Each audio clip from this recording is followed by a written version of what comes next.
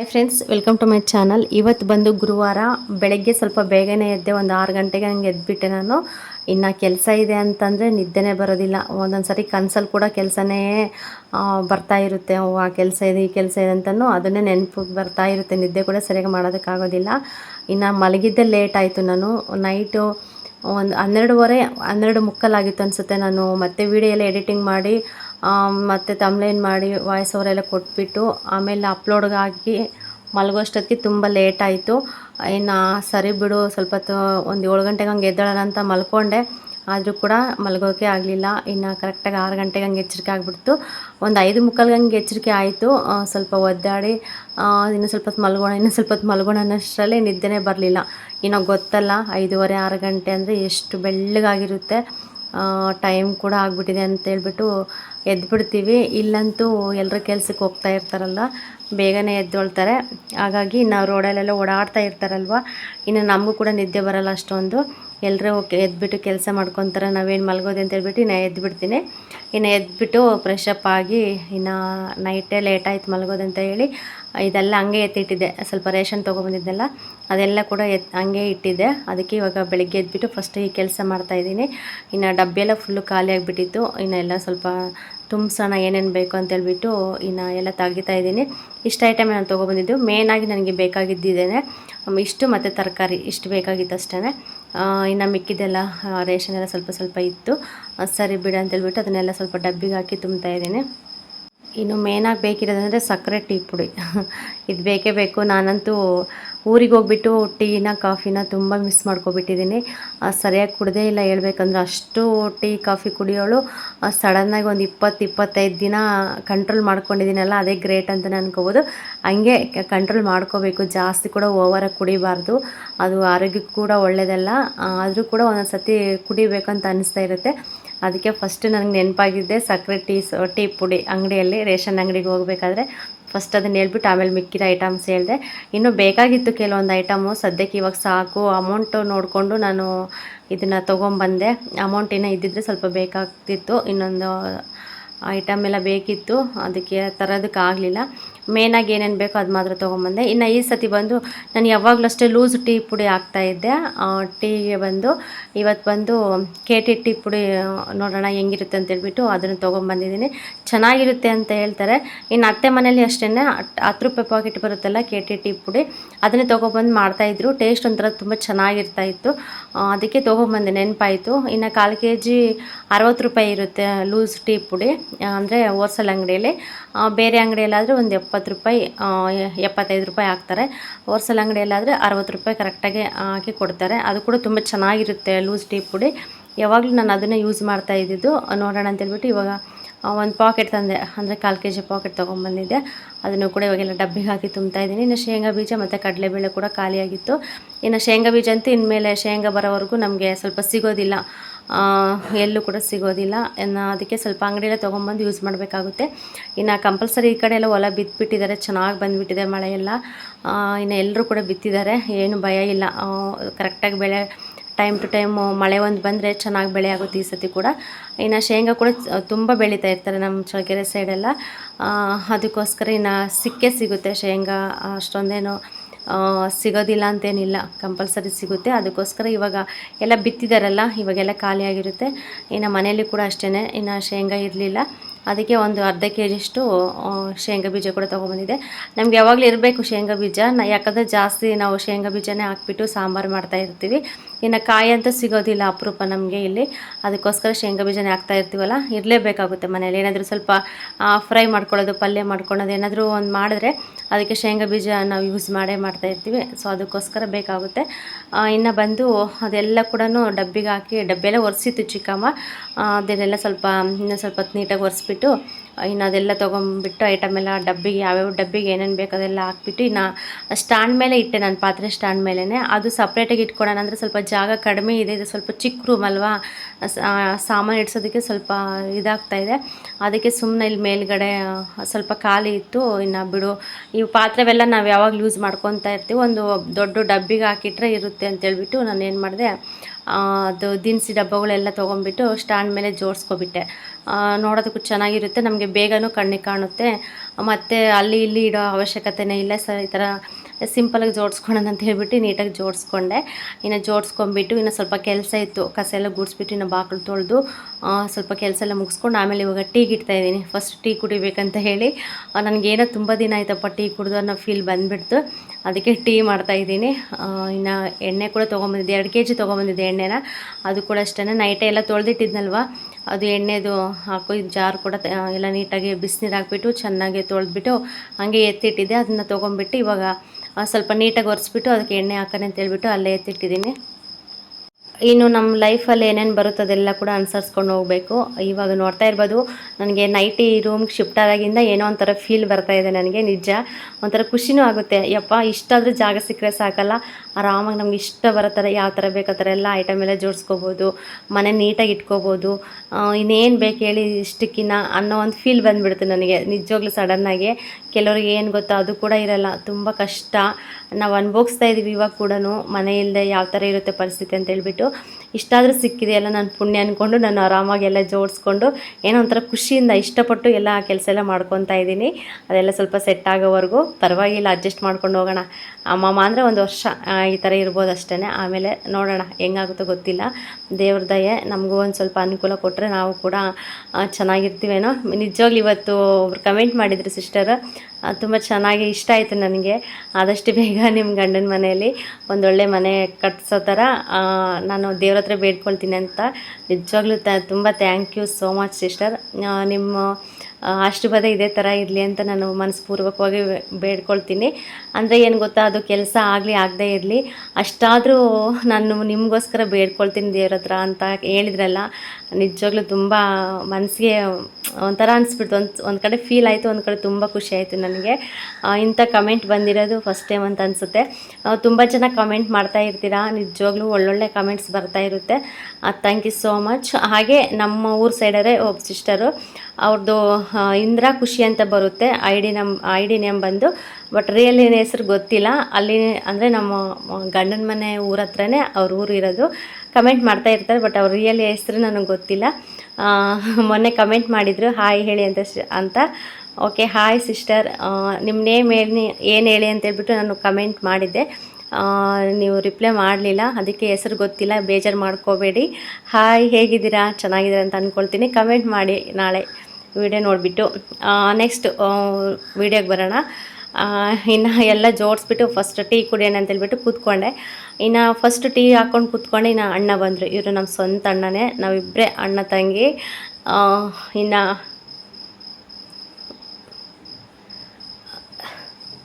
ಇರೋದೇ ನಾವಿಬ್ಬರೇ, ನಮಗೆ ಅಪ್ಪ ಅಮ್ಮ ಇಲ್ಲ.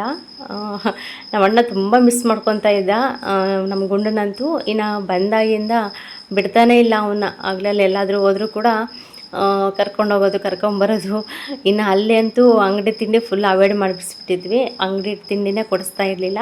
ಬಟ್ ಇಲ್ಲಿಗೆ ಬಂದಾಗಿಂದ ಸರಿಯಾಗಿ ತಿಂತಾನೇ ಇದ್ದಾನೆ. ಇನ್ನು ಬೆಳಗ್ಗೆ ಆದರೆ ಸಾಕು ಅಂಗಡಿಗೆ ಹೋಗೋಣ ಅಂತ ಹೇಳ್ಬಿಟ್ಟು ಯಾರಾದರೂ ಒಬ್ರು ಕರ್ಕೊಂಡು ಹೋಗ್ತಾ ಇರ್ತಾರೆ. ಬಟ್ ಅವ್ರು ಇಷ್ಟಪಟ್ಟು ಕರ್ಕೊಂಡು ಹೋಗ್ತಾ ಇರ್ತಾರೆ. ನಾವು ಮತ್ತೆ ಇದು ಮಾಡೋದು ಬೇಡ ಅಂತ ಹೇಳ್ಬಿಟ್ಟು ತಿನ್ನಲಿ, ಒಂದಿನ 2 ದಿನ ತಿನ್ನಲಿ, ಆಮೇಲೆ ಸ್ವಲ್ಪ ಸರಿಯಾಗಿ ಅವಾಯ್ಡ್ ಮಾಡೋಣ ಅಂತ ಹೇಳ್ಬಿಟ್ಟು ಇನ್ನು ಸುಮ್ಮನೆ ಬಿಟ್ಬಿಟ್ಟಿದ್ದೆ. ಇನ್ನು ಚಿಕ್ಕಮ್ಮ ಕೂಡ ಬಂದರು. ಇನ್ನು ಚಿಕ್ಕಮ್ಮ ಬಂದಮೇಲೆ ಚಿಕ್ಕಮ್ಮನಿಗೂ ಕೂಡ ಟೀ ಕೊಟ್ಟು ಇವಾಗ ನಾನು ಕೂಡ ಟೀ ಕುಡಿತಾ ಇದ್ದೀನಿ. ಅದೇ ಮಾತಾಡ್ತಾ ಇದ್ವಿ. ಇನ್ನು ಚಿಕ್ಕಮ್ಮರದ್ದು ಸ್ವಲ್ಪ ಮನೆಯಲ್ಲೇ ಅದು ಕೇಳಬೇಕಲ್ಲ, ಅದಕ್ಕೋಸ್ಕರ ಪಾಯ ಹೆಂಗೆ ಬರುತ್ತೆ, ಯಾವ ಥರ ಇಡಬೇಕು ಅಂತ ಹೇಳ್ಬಿಟ್ಟು ಇಲ್ಲಿ ಸ್ವಲ್ಪ ಚರ್ಚೆ ಮಾಡ್ತಾ ಇದ್ವಿ ಮಾತಾಡ್ಕೊತ. ಇನ್ನು ನಮ್ಮ ಅಣ್ಣ ಬಂದು ಗ್ಯಾರೆ ಕೆಲಸ ಮಾಡ್ತಾರೆ. ಇನ್ನು ಕಂಪಲ್ಸರಿ ಎಲ್ಲ ಗೊತ್ತಿರುತ್ತಲ್ಲ ಅವ್ರಿಗೆ, ಪಾಯ ಎಷ್ಟು ಇಡಬೇಕು, ಯಾವ ಥರ ಮನೆ ಕಟ್ಟಬೇಕು ಅಂತೇಳ್ಬಿಟ್ಟು ಅದನ್ನು ಸ್ವಲ್ಪ ಮಾತಾಡ್ತಾ ಇದ್ವಿ. ಇನ್ನು ರೂಮೆಲ್ಲ ಖಾಲಿಯಾಗಿದೆ, ಈ ಅಡುಗೆ ಮನೆ. ಇನ್ನು ಚಿಕ್ಕಮ್ಮರು ಶಿಫ್ಟ್ ಆಗೋದೊಂದೇ.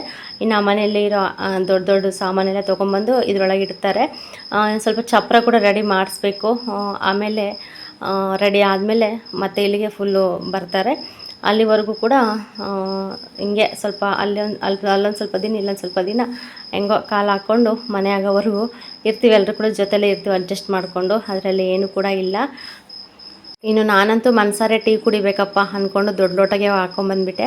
ನಾನು ಸ್ವಲ್ಪ ಜಾಸ್ತಿನೇ ಮಾಡಿದ್ದೆ. ಇನ್ನು ಬೆಳಗ್ಗೆ ಎದ್ದ ತಕ್ಷಣ ಸ್ವಲ್ಪ ಜಾಸ್ತಿನೇ ಟೀ ಮಾಡ್ತಾ ಇರ್ತೀನಿ. ಇನ್ನು ಬರ್ತಾ ಇರ್ತಾರೆ ಚಿಕ್ಕಮ್ಮ ಇಲ್ಲ ಚಿಕ್ಕಪ್ಪ ಈ ಥರ ಅಣ್ಣ ಯಾರಾದರೂ ಕುಡಿತಾ ಇರ್ತಾರಲ್ವ, ಇನ್ನು ಅವ್ರಿಗೂ ಕೂಡ ಸ್ವಲ್ಪ ಕೊಟ್ಬಿಟ್ಟು ಇನ್ನು ನಾನು ಕೂಡ ಕುಡಿತಾ ಇರ್ತೀನಿ. ಇನ್ನು ನಮ್ಮ ಅಣ್ಣ ಹೋದ್ರೆ ಸಾಕು ಹಿಂದ್ಗಡೆನೂ ಓಡೋಗ್ಬಿಡ್ತಾನೆ, ಒಂದು ಸ್ವಲ್ಪ ಹೊತ್ತು ಕೂಡ ಮನೆ ಹತ್ರನೇ ಇರೋದಿಲ್ಲ. ಇನ್ನು ಅವ್ರೆಲ್ಗೋ ಹೋಗ್ತೀನಿ ಅಂತ ಹೊರಟ್ರು ಆಗಲೇ ಹಿಂದಿಂದನೇ ಹೋಗೋಕ್ಕೆ ಸ್ಟಾರ್ಟ್ ಮಾಡಿದ್ದ. ಇನ್ನು ಚಿಕ್ಕಮ್ಮ ಕೂಡ ಆ ಕಡೆ ಕೂತ್ಕೊಂಡಿದ್ದಾರೆ, ಅವರು ಕಾಣಿಸ್ತಾ ಇಲ್ಲ. ನಾನು ಆ ಕಡೆ ಇಡಲಿಲ್ಲ ಕ್ಯಾಮ್ರಾ ಬಂದು, ಇನ್ನು ಈ ಕಡೆ ಇಟ್ಕೊಂಡು ಕೂತ್ಕೊಂಡಿದ್ನಲ್ವ, ಇನ್ನು ಹಂಗೆ ಬಿಟ್ಬಿಟ್ಟೆ ನಾನು. ಇನ್ನು ಚಿಕ್ಕಮ್ಮನ ಹತ್ರ ಕೂಡ ಮಾತಾಡಿಕೊಂಡು ಟೀ ಕುಡಿತಾ ಇದ್ದೀನಿ. ಅಡುಗೆ ಬಗ್ಗೆ ಮಾತಾಡ್ತಾ ಇದ್ವಿ. ಇನ್ನು ಏನು ಅಡುಗೆ ಮಾಡಬೇಕಮ್ಮ ಅಂತಂದರೆ, ಏನಾದರೂ ಮಾಡಬೇಕು, ನೈಟು ಮಸೊಪ್ಪು ಸಾಂಬಾರು ಮಾಡಿದ್ರಲ್ಲ ಅದೇ ಇದೆ, ಮುದ್ದೆ ಮಾಡ್ತೀನಿ ಬಿಸಿ ಮುದ್ದೆ ಅಂತೇಳಿ ಹೇಳ್ತಾಯಿದ್ರು. ನಾನು ಬಂದುಬಿಟ್ಟು ನಾನು ಉಪ್ಪಿಟ್ಟಿನ ಮಾಡ್ತೀನಮ್ಮ, ಸ್ವಲ್ಪ ಬಿಸಿದು ಉಪ್ಪಿಟ್ಟು ಎಲ್ಲ ತಿಂದ್ಬಿಟ್ಟು ತುಂಬ ದಿನ ಆಯಿತು ಅಂತ ಹೇಳ್ತಾ ಇದ್ದೆ. ಇಲ್ಲಿ ಬಂದು ನಮ್ಮ ಬೆಕ್ಕು 3 ಮರಿ ಹಾಕಿತ್ತು. ನಾನು ಊರಿಗೆ ಹೋಗ್ಬೇಕಾದ್ರೆ ಇನ್ನು ಕಣ್ಣು ಕೂಡ ತೆಗ್ದಿರ್ಲಿಲ್ಲ ಪಾಪ, ಹಂಗೆ ಊರಿಗೆ ಹೊರಟೋದೆ. ಇನ್ನು ಚಿಕ್ಕಮ್ಮ ನಮ್ಮ ಅಣ್ಣರೆಲ್ಲ ಇದ್ರಲ್ಲ, ಅವಕ್ಕೆ ಹಾಲೆಲ್ಲ ತೊಗೊಂಬಂದು ಹಾಲು ಹಾಕಿ ಮತ್ತು ಹಾಲು ಅನ್ನ ಕಲಸಿಡೋದು, ಮತ್ತು ಏನಾದ್ರು ಚಿಕನ್ನು ಏನಾದರೂ ಮಾಡಿದ್ರೆ ಅದಕ್ಕೆ ಅನ್ನಕ್ಕೆ ಸ್ವಲ್ಪ ಮಿಕ್ಸ್ ಮಾಡಿ ಹಾಕೋದು, ಹಂಗೆಲ್ಲ ಚೆನ್ನಾಗಿ ನೋಡ್ಕೊಂಡಿದ್ದಾರೆ. ಮರಿ ಅಂತೂ ಎಷ್ಟು ಕ್ಯೂಟಾಗಿದೆ ಗೊತ್ತಾ, 2 ಮರಿ ಸೇಮ್ ಅವ್ರ ಅಮ್ಮನ ಥರನೇ ಇದ್ದಾವೆ. ಇನ್ನೊಂದು ಮರಿ ಸ್ವಲ್ಪ ಕಪ್ಪಗಿದೆ, ತುಂಬ ಕ್ಯೂಟಾಗಿದೆ. ಮನೆ ತುಂಬ ಓಡಾಡ್ತಾ ಇರ್ತವೆ, ಕಾಲಕ್ಕೆ ಬರ್ತಾ ಇರ್ತವೆ ಒಂದು ಸ್ವಲ್ಪ ದೊಡ್ಡವಾಗೋವರೆಗೂ. ಆಮೇಲೆ ನೋಡೋಣ, ಇವಾಗಲೇ ನಮಗೆ ಕೊಡಿ ನಾವು ಸಾಕಂತೀವಿ ಹಾಲು ಹಾಕ್ಬಿಟ್ಟು ಅಂತ ಬರ್ತಾನೆ ಇರ್ತಾರೆ ಮನೆ ಹತ್ರ. ಬಟ್ ನಾವು ಇನ್ನೂ ಯಾರಿಗೂ ಕೊಡ್ತಾ ಇಲ್ಲ, ಚಿಕ್ಕ ಮರಿ ಇನ್ನೂ ಸ್ವಲ್ಪ ದಿನ ಇರಲಿ ಅಂತೇಳ್ಬಿಟ್ಟು. ಚಿಕ್ಕಮ್ಮ ಏನು ಮಾಡ್ತಾರೆ ಅಂತ ಮನೆ ಹತ್ರ ಬಂದೆ. ಇದೆ ನೋಡಿ ಮನೆ. ಇನ್ನು ಕಂಪಲ್ಸರಿ ಈ ಕಡೆ ಏನಿಲ್ಲ ಅಂದರೆ ಮಿನಿಮಮ್ ಒಂದು 40 ಮನೆ 50 ಮನೆ ಬಂದಿದೆ ಅಂತ ಲೋನು. ಇನ್ನು ಇಲ್ಲಿ ನೋಡ್ತಾ ಇರ್ಬೋದು, ಅದು ಪಿಂಕ್ ಕಲರ್ ಪೇಂಟ್ ಕಾಣಿಸ್ತಾ ಇದೆಯಲ್ಲ, ಅಲ್ಲಿ ಫಸ್ಟ್ಗೆ ಮನೆ ಇತ್ತು, ಆ ಮನೆ ಕೂಡ ಕಿತ್ಬಿಟ್ಟಿದ್ದಾರೆ ಆಗ್ಲೇನು. ಈಗ ಚಿಕ್ಕಮ್ಮರದು ನಮ್ಮ ಮನೆಯಿಂದ ತಿಪ್ಪೆ ಇತ್ತಲ್ಲ, ಅದೆಲ್ಲ ಸ್ವಲ್ಪ ಕ್ಲೀನ್ ಮಾಡ್ಬೇಕಂತೇಳ್ಬಿಟ್ಟು ಇನ್ನು ಟ್ಯಾಕ್ಟ್ರಿ ಬಂದಿತ್ತು. ಇನ್ನು ಅದೆಲ್ಲ ಗೊಬ್ಬರ ಎಲ್ಲ ತುಂಬಿ ಕಳ್ಸೋಣ ಅಂತೇಳ್ಬಿಟ್ಟು ಇನ್ನು ಎಲ್ಲ ಇದು ಮಾಡ್ತಾಯಿದ್ರು. ಇನ್ನು ಚಿಕ್ಕಪ್ಪ ಇರಲಿಲ್ಲ, ಚಿಕ್ಕಪ್ಪ ಎಲ್ಲ ಹೋಗಿದ್ರು. ಇನ್ನು ಚಿಕ್ಕಮ್ಮನೇ ತುಂಬ್ತಾ ಇದೆ. ಬಟ್ ಯಾರು ಸಿಗ್ತಿಲ್ಲ ಫ್ರೆಂಡ್ಸ್, ಇಲ್ಲಿ ದುಡ್ಡು ಕೊಡ್ತೀವಿ ಸ್ವಲ್ಪ ಕೆಲಸಕ್ಕೆ ಬನ್ನಿ ಅಂದರೂ ಕೂಡ ಎಲ್ಲ ಅವ್ರವ್ರ ಕೆಲಸದಲ್ಲಿ ಬ್ಯುಸಿ ಇದ್ದಾರೆ. ಇವಾಗ ಚೆನ್ನಾಗಿ ಮಳೆ ಬಂದುಬಿಟ್ಟಿದೆ, ಇವಾಗ ಹೊಲ ಎಲ್ಲ ಬಿತ್ತುತ್ತಾ ಇದ್ದಾರೆ. ಮತ್ತು ಜಾಸ್ತಿ ಮನೆಯೆಲ್ಲ ಲೋನ್ ಬಂದಿದೆ ಅಲ್ವ, ಅವ್ರವ್ರ ಮನೆ ಹತ್ರ ಅವರೆಲ್ಲ ಕೆಲಸ ಮಾಡ್ಕೊತಾ ಇರ್ತಾರೆ. ಇವಾಗ ಏನಂದರೆ ಸದ್ಯಕ್ಕೆ ಯಾರನ್ನೂ ಕೂಲರ್ನೆಲ್ಲ ಇಡೋದು ಬೇಡ, ಇನ್ನು ಮನೆಯಲ್ಲೇ ಕೆಲಸ ಅಲ್ವ ನಾವೇ ಮಾಡ್ಕೊಳ್ಳೋಣ ಅಂತ ಹೇಳಿ ಮನೆಯಲ್ಲೇ ಎಷ್ಟು ಜನ ಇರ್ತಾರೆ ಅಷ್ಟು ಜನ ಕೆಲಸ ಮಾಡ್ತಾ ಇರ್ತಾರೆ. ಇನ್ನು ಅಮ್ಮ ಅಂದರೆ ಅಷ್ಟೇ ಅಲ್ವಾ, ಎಷ್ಟು ಧೈರ್ಯ, ಅಮ್ಮ ಇದ್ರೇ ಧೈರ್ಯ ನಿಜವಾಗ್ಲೂ. ಅಪ್ಪ ಎಷ್ಟು ಇದೆ ಅಂದರೆ ಅನುಕೂಲ, ತುಂಬ ಅನುಕೂಲ ಆಗುತ್ತೆ. ಅನುಕೂಲಕ್ಕಿಂತ ನಮ್ಗೆ ಎಷ್ಟೋ ಧೈರ್ಯ ಅಮ್ಮ ಇದ್ದಾರೆ ಅಂತೇಳ್ಬಿಟ್ಟು.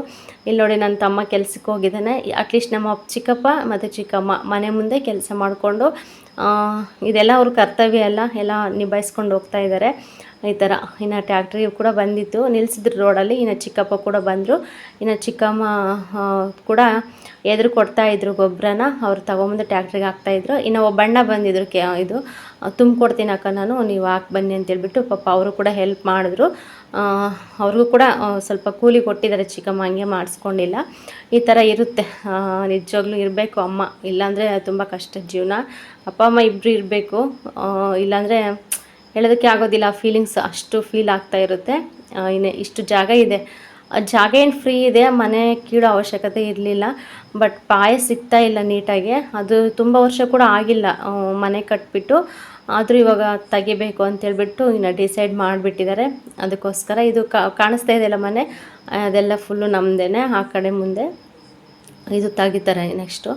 ಇನ್ನು ತರಕಾರಿ ಎಲ್ಲ ಕೂಡ ಕಟ್ ಮಾಡಿ ಇಟ್ಟು ಹೋಗಿದೆ, ಉಪ್ಪಿಟ್ಟು ಮಾಡೋಣ ಬಿಸಿದೆ ಅಂತೇಳ್ಬಿಟ್ಟು ತರಕಾರಿ ಉಪ್ಪಿಟ್ಟು. ಇನ್ನು ತರಕಾರಿ ತಂದಿದ್ನಲ್ವ, ಅದಕ್ಕೋಸ್ಕರ ಪಲಾವ್ ಮಾಡೋಣ ಅಂದ್ಕೊಂಡೆ. ಪಲಾವ್ ಬೇಡ, ಉಪ್ಪಿಟ್ಟು ಮಾಡೋಣ ಅಂತೇಳ್ಬಿಟ್ಟು. ಇನ್ನು ನಮ್ಮ ಗುಂಡನ್ಗಷ್ಟೇ ತುಂಬ ಇಷ್ಟ ಈ ಉಪ್ಪಿಟ್ಟು, ತುಂಬ ಇಷ್ಟಪಟ್ಟು ತಿಂತಾನೆ. ತುಂಬ ಚೆನ್ನಾಗಿರುತ್ತೆ ಫ್ರೆಂಡ್ಸ್ ಉಪ್ಪಿಟ್ಟು ಮಾತ್ರ. ನನಗೂ ಅಷ್ಟೇ, ಅಂದರೆ ಒಂದು ಟೈಮ್ ತಿನ್ನೋದಕ್ಕೆ ತುಂಬ ಚೆನ್ನಾಗಿರುತ್ತೆ ಟೇಸ್ಟಾಗಿ. ಇನ್ನು ಅರ್ಧ kg ಪಾಕೆಟ್ ತಂದಿದ್ನಲ್ವ, ಅದರಲ್ಲಿ ಒಂದು ಸ್ವಲ್ಪ ತೊಗೊಂಬಿಟ್ಟು ಇನ್ನೊಂದು ಸ್ವಲ್ಪ ಹಂಗೆ ಎತ್ತಿಟ್ಟಿದ್ದೀನಿ. ಅದಕ್ಕೆ ಒಂದು ಸ್ವಲ್ಪ ಇವಾಗ ಚೆನ್ನಾಗಿ ಹುರ್ಕೊಳ್ತಾ ಇದ್ದೀನಿ ರವೆ ಹುರ್ಕೊಳ್ಳೋಷ್ಟು ಚೆನ್ನಾಗೇ ಬರುತ್ತೆ ಉಪ್ಪಿಟ್ಟು. ಸ್ಮೆಲ್ ಅಂತೂ ಚೆನ್ನಾಗಿ ಬರ್ತಾಯಿರುತ್ತೆ, ಗಮ್ ಅಂತ ಇರುತ್ತೆ. ಫುಲ್ ಸಿಮ್ಮಲ್ಲಿ ಇಟ್ಬಿಟ್ಟು ನೀಟಾಗಿ ಹುರ್ಕೋಬೇಕು ರವೆ, ಅದು ಸ್ವಲ್ಪ ಸ್ಮೆಲ್ ಬರೋವರೆಗೆ ಹುರ್ಕೊಂಡ್ರೆ ಚೆನ್ನಾಗಿರುತ್ತೆ. ಯಾವಾಗಲೂ ಮಾಡಿದ್ರು ಕೂಡ ಅಷ್ಟೇ, ನಾನು ಇದೇ ಥರನೇ ಮಾಡೋದು. ಇನ್ನು ಸ್ವಲ್ಪ ನೋಡಬೇಕು, ಒಂದು ಸ್ವಲ್ಪ ಎತ್ತಿಟ್ಬಿಟ್ಟು ಇನ್ನು ರವೆನ ಸ್ವಲ್ಪ ಹಾಕ್ಕೊಂಬಿಟ್ಟು ಇವಾಗ ಹುರ್ಕೊಂಡೆ. ಇನ್ನು ಇದಕ್ಕೆ ಬಂದುಬಿಟ್ಟು ಇವಾಗೆಲ್ಲ ಐಟಮ್ ಏನೇನು ಬೇಕೆಲ್ಲ ಹಾಕ್ತಾಯಿದ್ದೀನಿ. ಕರಿಬೇವು ಒಂದು ಮಿಸ್ ಆಯ್ತು ಫ್ರೆಂಡ್ಸ್, ಕರಿಬೇವು ಇರಲಿಲ್ಲ, ಖಾಲಿಯಾಗಿಬಿಟ್ಟಿತ್ತು. ಇನ್ನು ಊರಿಗೆ ಬೇರೆ ಹೋಗಿ ಬಂದಿದ್ನ, ನನಗೆ ನೆನೆಸ್ಕೊಂಡೆ ಬರ್ಬೇಕಾದ್ರೆ ನೆನಪೇ ಬರಲಿಲ್ಲ. ಅಲ್ಲಿ ಚಿಕ್ಕಮ್ಮರದ್ದು ಎಷ್ಟು ದೊಡ್ಡ ಮರ ಇದೆ, ನಾನು ಲಾಗಲ್ಲಿ ತೋರಿಸಿದ್ದೀನಿ. ಸುಮ್ಮನೆ ಬೇವಿನ ಮರ ಬೆಳ್ದಂಗೆ ಬೆಳೆದುಬಿಟ್ಟಿದೆ ಕರಿಬೇವಿನ ಗಿಡ. ಇನ್ನು ನಮ್ಮ ಮನೆ ಮುಂದೆ ಕೂಡ ಇತ್ತು. ತರೋಣ ಅಂತಂದರೆ ನಂಗೆ ನೆನಪೇ ಬರಲಿಲ್ಲ. ನಾನು ಫಸ್ಟು ಗಿಡ ಮರ ನೋಡಿದಾಗ ಹೋಗ್ಬೇಕಾದ್ರೆ ತೊಗೊಂಡೋಗ್ಬೇಕಪ್ಪ ಅಂತೇಳಿ ಅಂದ್ಕೊಂಡೆ. ಬಟ್ ಬಂದಾಗ ನನಗೆ ಏನೂ ಕೂಡ ನೆನಪೇ ಬರಲಿಲ್ಲ ಫ್ರೆಂಡ್ಸ್, ಹಂಗೆ ಬಂದುಬಿಟ್ಟೆ. ಆಮೇಲೆ ಇವಾಗ ಉಪ್ಪಿಟ್ಟು ಮಾಡ್ಬೇಕಾದ್ರೆ ನೆನೆಸ್ಕೊತಾ ಇದ್ದೀನಿ. ಇನ್ನು ನೈಟ್ ಬಂದು ಚಿಕ್ಕಮ್ಮನ ಅಡುಗೆ ಮಾಡಿದ್ರಲ್ಲ, ನಾನು ಮಾಡ್ಕೊಳ್ಳಿಲ್ಲ. ಇನ್ನು ಬೆಳಗ್ಗೆ ಎದ್ಬಿಟ್ಟು ಈ ಥರ ಟಿಫನ್ ಮಾಡೋದಕ್ಕೆ ನೋಡ್ತಾ ಇದ್ದೀನಿ, ಕರಿಬೇವೇ ಇಲ್ಲ. ಅಯ್ಯೋ ಎಂಥ ಕೆಲಸ ಆಯ್ತು ಅಂತ ಅಂದ್ಕೊಂಡು ಇವಾಗ ಮಾಡ್ಕೊತಾ ಇದ್ದೀನಿ. ಉಪ್ಪಿಟ್ಟು ಟೇಸ್ಟ್ ಮಾತ್ರ ತುಂಬ ಚೆನ್ನಾಗಿತ್ತು. ಇನ್ನು ಟಿಫನ್ ಐಟಮ್ ಮಾಡಿದ್ರೆ ಸ್ವಲ್ಪ ಎಣ್ಣೆ ಮುಂದೆದ್ರೇ ಚೆನ್ನಾಗಿ ನನಗೆ ತುಂಬ ಇಷ್ಟ ಆಗುತ್ತೆ.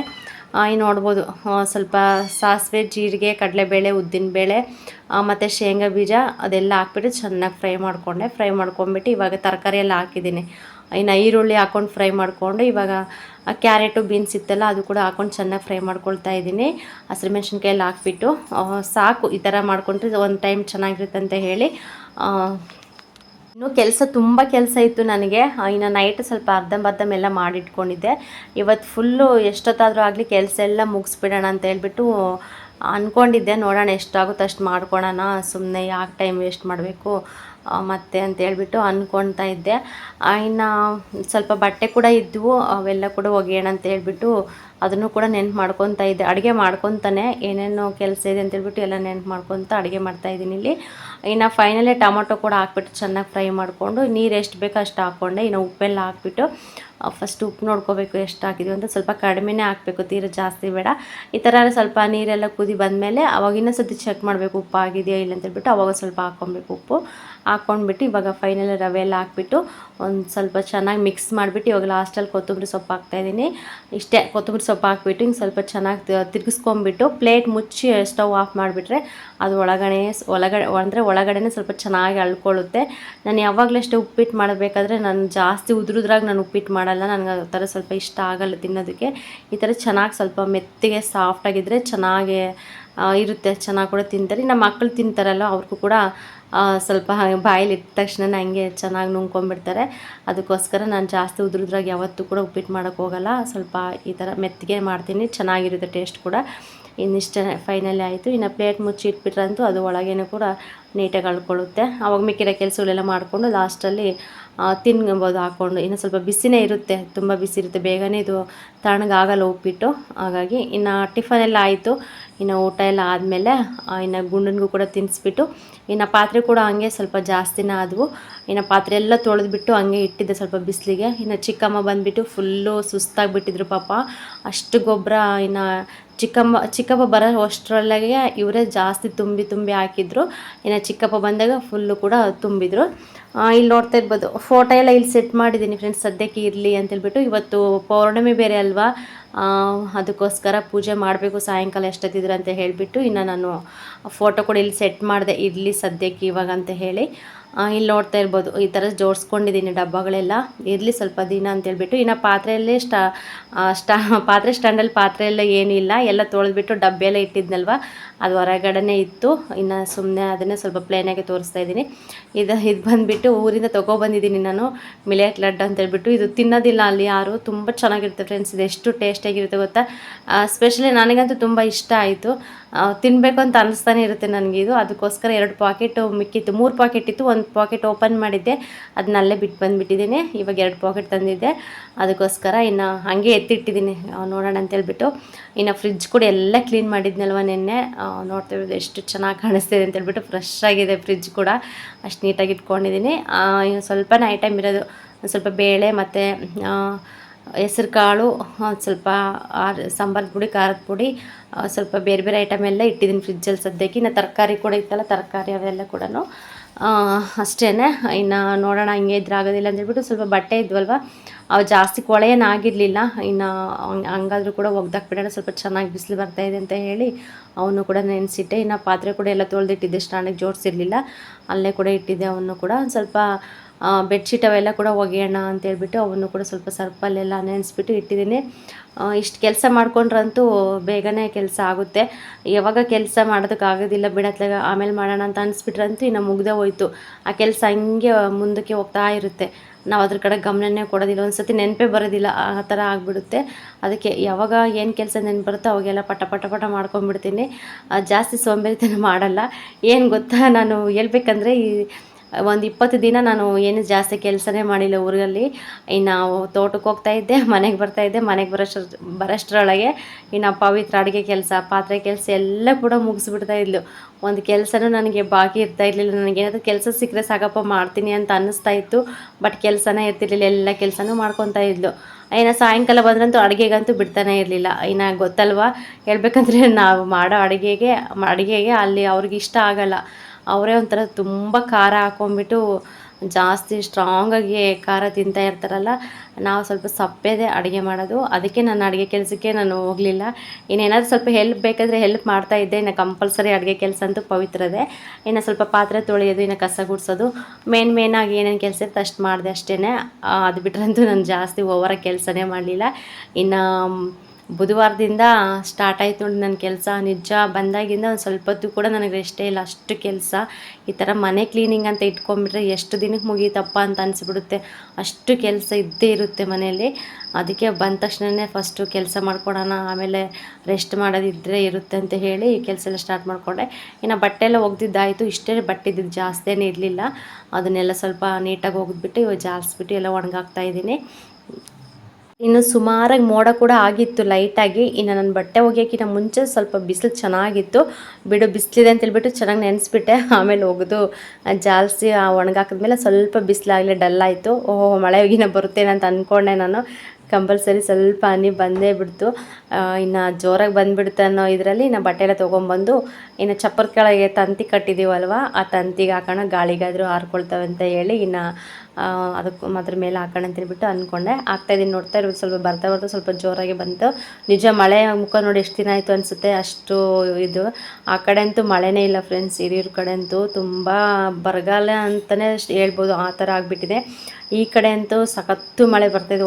ಒಂದು ದಿನನಾದರೂ ಇಷ್ಟು ಮಳೆ ಬಂದು ಹೋಗುತ್ತಂತೆ ಹೇಳ್ತಾ ಇರ್ತಾರೆ. ಸಖತ್ತು ಮಳೆಪ್ಪ ಈ ಕಡೆ ಅಂತ ಹೇಳ್ಬಿಟ್ಟು ನಮ್ಮ ಅಣ್ಣ ಕೂಡ ಚಿಕ್ಕಮ್ಮವರೆಲ್ಲ ಫೋನಲ್ಲಿ ಹೇಳ್ತಾಯಿದ್ರು, ಮಳೆ ಬರ್ತಾಯಿದೆ ಅಂತ ಹೇಳ್ಬಿಟ್ಟು.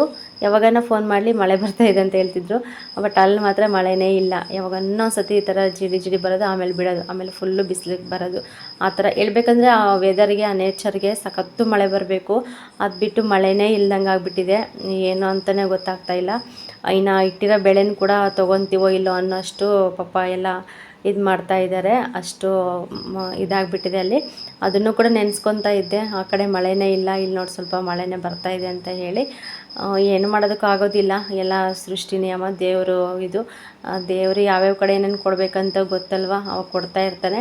ಏನೋ ಮುಂದಕ್ಕಾದರೂ ಬರ್ಬೋದು, ಏನೋ ಗೊತ್ತಿಲ್ಲ, ಹೇಳೋದಕ್ಕಾಗೋದಿಲ್ಲ. ಸದ್ಯಕ್ಕೆ ಈಗಂತೂ ಮಳೆನೇ ಇಲ್ಲ. ಇದು ಒಳ್ಳೆ ಬೆಳೆ ಹಾಕೋ ಟೈಮಲ್ಲಿ ಸ್ವಲ್ಪ ಮಳೆ ಬರಬೇಕು ಆ ಕಡೆ ಸೈಡು. ಬಟ್ ಮಳೆನೇ ಇಲ್ಲ ಪಾಪ. ನೆನೆಸ್ಕೊಂಡ್ರೆ ಒಂಥರ ಬೇಜಾರಾಗುತ್ತೆ. ಏನೋ ಒಂದು ಹೊಟ್ಟೆ ಪಾಡಿಗೆ ಮಾಡ್ಕೊಳೋಣ ಅಂತ ಎಲ್ಲರೂ ಇದು ಮಾಡ್ತಾ ಇರ್ತಾರೆ ಕಷ್ಟಪಟ್ಟು. ಒಬ್ಬರು ಬೆಳೆ ಬೆಳಿಬೇಕಂತಂದರೆ ಎಷ್ಟು ಕಷ್ಟಪಡ್ತಿರ್ತಾರೆ ಗೊತ್ತಾ. ಅದು ಕೈಗೆ ಬರೋ ಅಷ್ಟೊತ್ತಿಗೆ ಎಷ್ಟು ಲಾಸ್ ಆಗಿರುತ್ತೆ ಅನ್ನೋದೇ ಅರ್ಥ ಆಗೋಲ್ಲ. ಅಟ್ಲೀಸ್ಟ್ ಹಾಕಿರೋ ಬಂಡವಾಳ ಕೂಡ ಒಂದೊಂದು ಸತಿ ಕೈಗೆ ಸಿಗೋಲ್ಲ, ಅಷ್ಟು ಕಷ್ಟಪಡ್ತಾ ಇರ್ತಾರೆ. ಅಂಥದ್ರಲ್ಲಿ ಮಳೆನೇ ಇಲ್ಲ ಅಂತಂದರೆ ಇನ್ನು ಹೇಳೋದಕ್ಕಾಗೋದಿಲ್ಲ. ಹೇಳ್ಬೇಕಂದ್ರೆ ಆ ಕಡೆ ಸೈಡೆಲ್ಲ ಫುಲ್ಲು ಬೋರ್ವೆಲ್ಲೆಲ್ಲ ನಿಂತೋಗ್ಬಿಟ್ಟಿದೆ, ನೀರೇ ಬರ್ತಾಯಿಲ್ಲ. ಆ ಥರ ಪರಿಸ್ಥಿತಿ ಕೂಡ ಇದೆ. ಇನ್ನು ಎಲ್ಲ ಒಣಗಾಕಿದೆ. ಇನ್ನು ಸಂಜೆ ಆಯಿತು. ಇದು ಸಂಜೆ ಆದಮೇಲೆ ಇನ್ನು ನನ್ನ ಮಗ ಗೊತ್ತಲ್ಲ, ಅಮ್ಮ ಉಂಡೆ ಮಾಡಿಕೊಡು ಅಂತ ಸ್ಟಾರ್ಟ್ ಮಾಡ್ದೆ. ಅಲ್ಲಿದ್ದಾಗ ಡೈಲಿ ಮಾಡಿಸ್ಕೊತಾ ಇದ್ದ. ಇಲ್ಲಿ ಕೂಡ ಮರ್ತೋಗಿರ್ತಾನೆ ಅಂತ ನಾನು ಅಂದ್ಕೊಂಡ್ರೆ, ಅದು ಮೇಲ್ಗಡೆನೇ ಇಟ್ಟಿದ್ನಲ್ಲ ಶೆಲ್ಫ್ ಮೇಲೆ, ನೋಡ್ಕೊಂಬಿಟ್ಟ. ಅಮ್ಮ ಲಡ್ಡು ಮಾಡಿಕೊಡು ಅಂತ ಹೇಳ್ಬಿಟ್ಟು. ಇನ್ನು ನನ್ನ ತಂಗಿ ಮಗ ಕೂಡ ಇಲ್ಲೇ ಇದ್ದ. ಸರಿ ಬಿಡು ಮಾಡ್ಕೊಡ್ತೀನಿ ತಿನ್ನೂರಂತ ಹೇಳ್ಬಿಟ್ಟು ಇನ್ನು ಒಂದು ಪಾಕೆಟ್ ಓಪನ್ ಮಾಡಿಬಿಟ್ಟು ಸ್ವಲ್ಪ ಜಲ್ದಿ ಹಿಡಿತಾ ಇದ್ದೀನಿ. ಇದು ಹಂಗೆ ತಿನ್ನಬಾರ್ದು ನಿಜವಾಗ್ಲೂ. ಏನು ಗೊತ್ತಾ, ಸ್ವಲ್ಪ ಮೇಲೆಲ್ಲ ರವೆ ಥರ ಇರುತ್ತೆ. ಅದಕ್ಕೆ ಹಿಂಗೆ ನೀಟಾಗಿ ಜಲ್ದಿ ಇಟ್ಟು ಕಲಿಸ್ಬೇಕು, ಚೆನ್ನಾಗಿರುತ್ತೆ. ಟೇಸ್ಟ್ ಮಾತ್ರ ಸೂಪರಾಗಿರುತ್ತೆ ಫ್ರೆಂಡ್ಸ್. ಇದು ನನಗಂತೂ ತುಂಬ ಇಷ್ಟ. ಇನ್ನೊಂದೇನೆಂದರೆ ಇದು ತಿಂದ್ರಂತೂ ಬೇಗ ಹೊಟ್ಟೆನೇ ಹಸಿವಾಗೋದಿಲ್ಲ, ಅಷ್ಟು ಪವರ್ ಇರುತ್ತೆ ಇದರಲ್ಲಿ. ನಾನು ಅಲ್ಲಿದ್ದಾಗ ಕೂಡ ಮಧ್ಯಾಹ್ನ ಟೈಮ್ ತಿಂದ್ಬಿಡ್ತಿದ್ನಲ್ವ, ಸಂಜೆ ಆದರೂ ಕೂಡ ನನಗೆ ಜೀರ್ಣಿಸ್ಕೊಳಕ್ಕೆ ಆಗ್ತಾಯಿರಲಿಲ್ಲ, ಅಷ್ಟು ಹೊಟ್ಟೆ ತುಂಬಿದೆ ಅಂತ ಅನ್ನಿಸ್ತಾ ಇತ್ತು. ಇನ್ನು ಸ್ವಲ್ಪ ಬಿಸಿನೀರು ಕಾಯಿಸ್ಕೊಂಬಿಟ್ಟು ಇನ್ನು ಹಿಟ್ಟೆಲ್ಲ ಜಲ್ದಿ ಹಿಡಿದು ಈ ಥರ ಸಾಫ್ಟಾಗಿ ಕಲಿಸಿದ್ದೀನಿ. ನೋಡ್ತಾ ಇರ್ಬೋದು ಎಷ್ಟು ಚೆನ್ನಾಗಿದೆ ಅಂತ ಹೇಳ್ಬಿಟ್ಟು. ಇನ್ನು ಚಿಕ್ಕಮ್ಮನಿಗೆ ನನಗೆ ಮತ್ತು ನಮ್ಮ ಗುಂಡನಿಗೆ ಮತ್ತು ಪಾಲಯ್ಯ ಇಷ್ಟು ಜನಕ್ಕೆ 4 ಜನಕ್ಕೆ ಅಂತೇಳ್ಬಿಟ್ಟು ಇಷ್ಟು ಕಳಿಸಿದ್ದೆ ಅಷ್ಟೇ. ಫ್ರೆಂಡ್ಸ್, ಈ ವಿಡಿಯೋ ಇಲ್ಲಿಗೆ ಹೆಣ್ಣು ಮಾಡ್ತೀನಿ. ಯಾರಾದರೂ ಹೊಸ್ದಾಗಿ ನನ್ನ ಚಾನಲ್ ನೋಡಿದ್ರೆ ಪ್ಲೀಸ್ ಸಬ್ಸ್ಕ್ರೈಬ್ ಮಾಡ್ಕೊಂಡು ಚಾನಲ್ ನೋಡಿ, ಹಾಗೆ ಸಪೋರ್ಟ್ ಮಾಡಿ, ಲೈಕ್ ಮಾಡಿ, ಕಾಮೆಂಟ್ ಮಾಡಿ, ಮಿಸ್ ಮಾಡಬೇಡಿ.